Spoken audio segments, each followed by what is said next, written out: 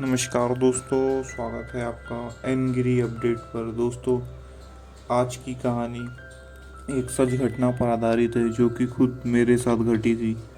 तो चलिए, मैं आपको अपने साथ घटी हुई वो कहानी सुनाता हूँ। दोस्तों, उस समय हम जब गांव में थे तभी हमारे बाजू के शहर हमारी नानी का गांव था, समस्तीपुर में।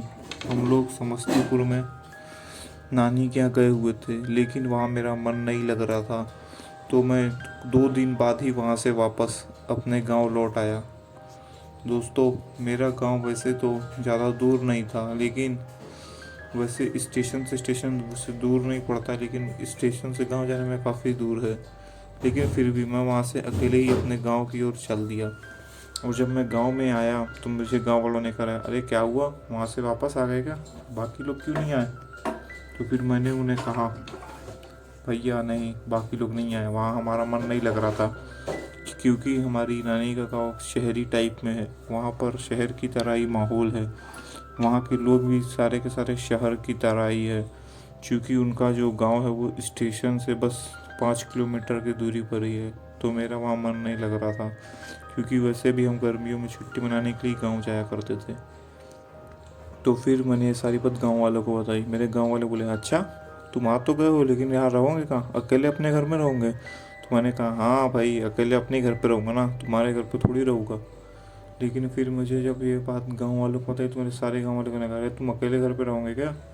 मैं मालूम नहीं है क्या, तुम्हारे घर के बाजू में जो पेड़ है ना उसमें चुड़ैल रहती है। मैं इनकी बात सुनकर हंसने लगा। अरे क्या चाचा, तुम भी मजाक करते हो? हाँ, क्या चाचा, इतनी उम्र होगी फिर भी तुम इन सब बातों पे विश्वास करते हो, डरपोक। मैं सब बोल के हंसने लगा। और लेकिन दोस्तों, मेरे सारे के सारे गांव वाले यही बात बोल रहे थे। फिर मुझे लगा कि ये लोग मुझे अकेला देखकर डरा रहे हैं। लेकिन दोस्तों, उनकी बात सुनकर मुझे भी डर महसूस होने लगा था। लेकिन मैंने बोला, अरे साला, जो डर गया वो मर गया, हट। मेरे दोस्त ने मुझसे कहा, अच्छा एक काम कर, बस एक हफ्ते की तो बात है, दिन भर तो अपन ऐसे ही काट लेते हैं, लेकिन रात में ना मेरे साथ छत पे सोने ऊपर आ जाया कर। मैंने बोला, अच्छा ठीक है, आ जाऊँगा।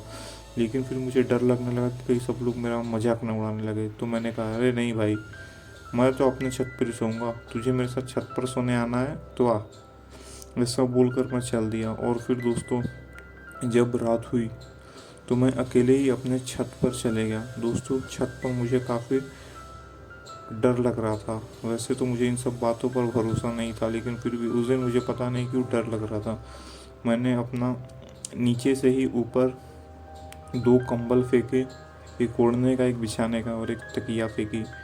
और फिर दोस्तों, मैं एक पानी के लिए लोटा भी ले गया, ताकि रात में कहीं प्यास लगे तो वही पी लूँगा, सोच कर मैं ऊपर चले गया। दोस्तों, मैं जब छत पर सोया हुआ था तो दोस्तों नींद काफ़ी आ रही थी। कहने को तो उन समय गर्मी का मौसम था, लेकिन छत पर हवाएं चलते रहती थी। लेकिन दोस्तों, उस दिन पता नहीं क्यों छत पर अचानक ही सन्नाटा छाया हुआ था।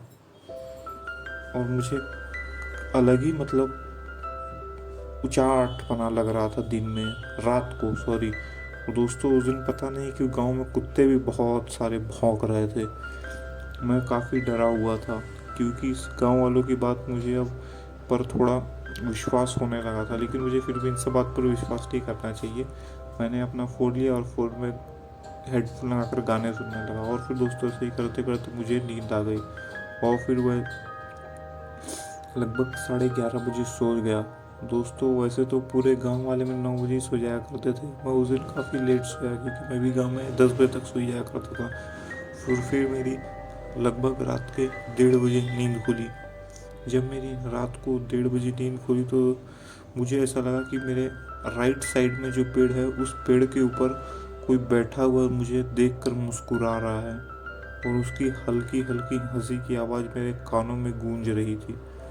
दोस्तों, उसकी आवाज़ काफ़ी डरावनी थी। मुझे पहले तो विश्वास नहीं हुआ, मुझे लगा कि शायद मैं कोई सपना देख रहा हूँ। लेकिन फिर जब मैंने राइट में देखा तो दोस्तों, अचानक से हंसने की आवाज़ बंद हो गई और मुझे लगा कि भाई कोई नहीं है यहाँ पे। और फिर दोस्तों, अचानक से ही वहाँ पर हवा तेज़ हो गई। ऐसा लगने लगा कि जैसे आंधी आएंगी थोड़ी देर में।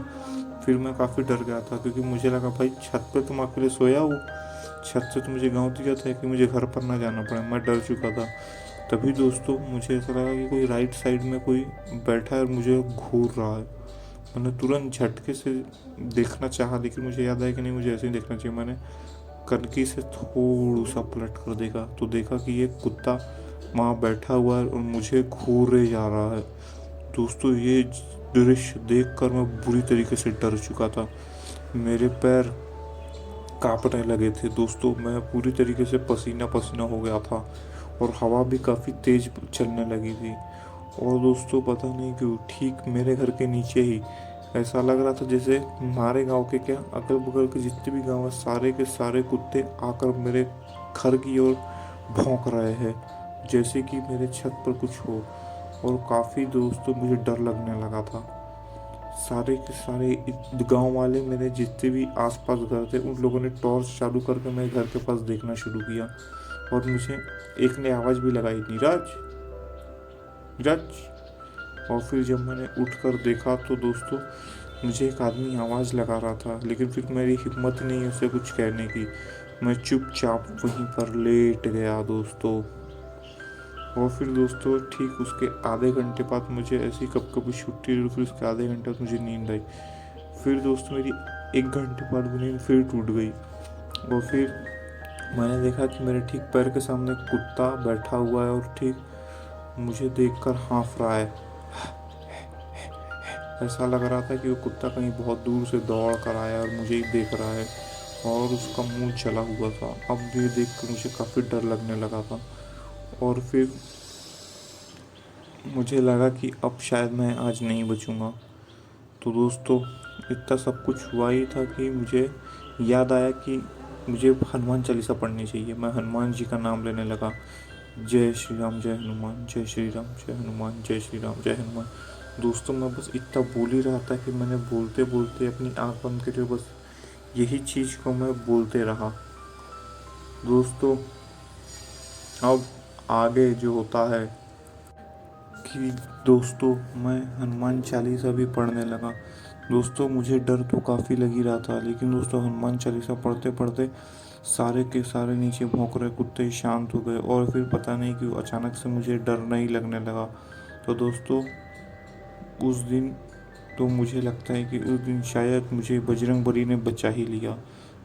उस दिन मुझे एक बात समझ में आ गई दोस्तों कि भूत पिशाच निकट नहीं आवे, महावीर जब नाम सुनावे। दोस्तों उस दिन से लेकर आज तक मैं डेली दिन में एक बार हनुमान चालीसा पढ़ता हूँ। और फिर दोस्तों ये सारी बात कहानी मैं अपने गांव वालों को ही बता चुका हूँ।